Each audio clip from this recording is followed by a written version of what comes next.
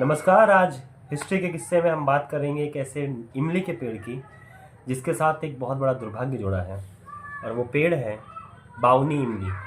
तो इस पेड़ का नाम बावनी इमली क्यों पड़ा, उसके पीछे की एक कहानी है। वैसी कहानी है जो अपने आप में एक बहुत काला इतिहास समेटे हुए हैं। तो कहानी कुछ ऐसे है कि उत्तर प्रदेश के फतेहपुर के पास एक गांव है। उस गांव में एक इमली का पेड़ है जिसपे एक बार एक अंग्रेज शासक ने भारत के 52 क्रांतिकारियों को मारकर लटका दिया था। और ये क्रूरता इतनी ज़्यादा थी कि उन क्रांतिकारियों के शव लगभग 2 महीने तक वहीं पर लटकते रहे और वो अंत में कंकाल बन गए। उसके बाद उनका दाह संस्कार किया गया। तो जानते हैं क्या है उसकी पूरी कहानी और क्या है ये बावनी इमली। तो कहानी ऐसी है कि जब 1857 में क्रांति चालू हुई थी आज़ादी की, रानी लक्ष्मीबाई और बाकी लोग बहुत लड़ रहे थे। तो रानी लक्ष्मीबाई की कहानी से प्रेरित हुए थे उत्तर प्रदेश के फतेहपुर के पास एक गांव अटैया, वहाँ जो कानपुर से 80 किलोमीटर दूर है। वहाँ पे रहने वाले एक ठाकुर राजपूत थे, उनका नाम था जोधा सिंह। उन्होंने भी कल प्रण ले लिया कि वो अंग्रेज़ों के खिलाफ रहेंगे, अंग्रेज़ों को परेशान करेंगे, बहुत परेशान करेंगे, उन्हें हराएंगे। और इस प्रक्रिया में उन्होंने एक अधिकारी थे, अंग्रेज अधिकारी थे, उनको उन्होंने मार दिया। उनका उसके बाद उन्होंने अपने जो गांव के आसपास में पुलिस चौकी थी उस पर हमला किया, वहाँ के जो अंग्रेज सिपाही थे उनको मारा, लूटपाट मचाई और इतना काम किया, इतनी काम किया अंग्रेज सरकार के खिलाफ कि अंग्रेज सरकार के नाक में दम हो गया। तो इस बात से परेशान होकर अंग्रेजों ने जोधा सिंह को एक भगोड़ा घोषित कर दिया और एक इनाम उनके ऊपर रखा।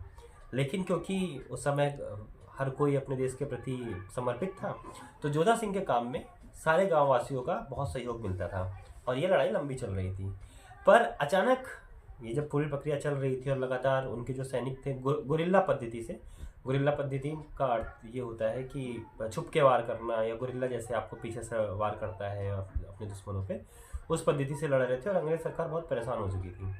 तो हुआ ऐसा कि 1858 की बात है कि एक हमला करके अंग्रेज सरकार पे लौट के आ रहे थे जोधा सिंह अपने 51 साथियों के साथ। तभी किसी ने अंग्रेज़ों को खबर कर दी और जो अंग्रेज शासक थे उस समय पुलिस महकमे में क्रिस्टनल करके थे, वो आए और उन्होंने पूरे उन सभी साथियों को पकड़ लिया, उन पे हमला किया।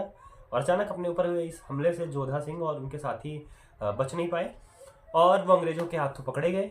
अंग्रेज़ों ने उन्हें बहुत मारा पीटा, उनको बहुत प्रताड़ित किया और उसके बाद में उनके गले में रस्सी डाल के वहीं पास में ही एक जो खजुआन एक गांव था, वहीं के बीचों बीच एक इमली का पेड़ था।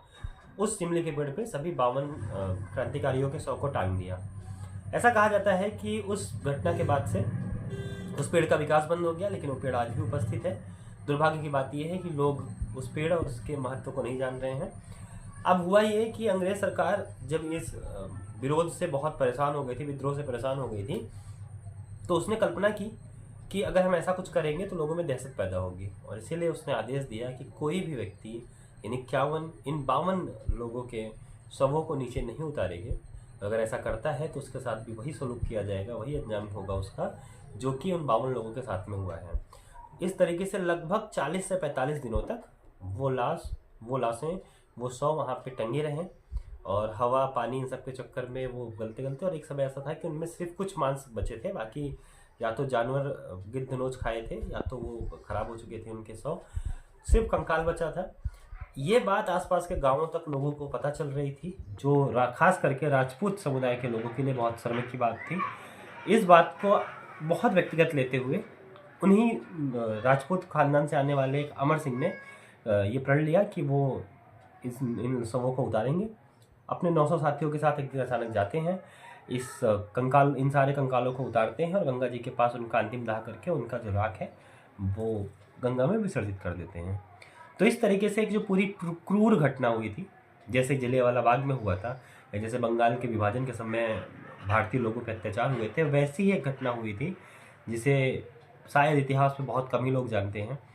तो ये बावनी इमली की जो पूरी घटना है, इस घटना के बाद से ये उन लोगों का जो दमन है अंग्रेज़ों का हमारे भारतीयों के प्रति या भारतीय क्रांतिकारियों के प्रति उनका जो रवैया था, उस बात का प्रमाण है। आज भी खड़ा है। पेड़ की स्थिति ऐसे जर्जर सी हो चुकी है। भारत सरकार कोशिश कर रही है, बहुत से लोग हैं जो कोशिश कर रहे हैं कि उसको वो मान मिले, सम्मान मिले। पर ये हमारा दुर्भाग्य है, देश का दुर्भाग्य है कि इतिहास में ऐसे बहुत से किस्से हैं, बहुत से कहानियाँ हैं जिसके बारे में ना कोई जान रहा है और ना ही कोई उसके बारे में जानना चाहता है। तो ये कहानी थी उन 52 वीर योद्धाओं की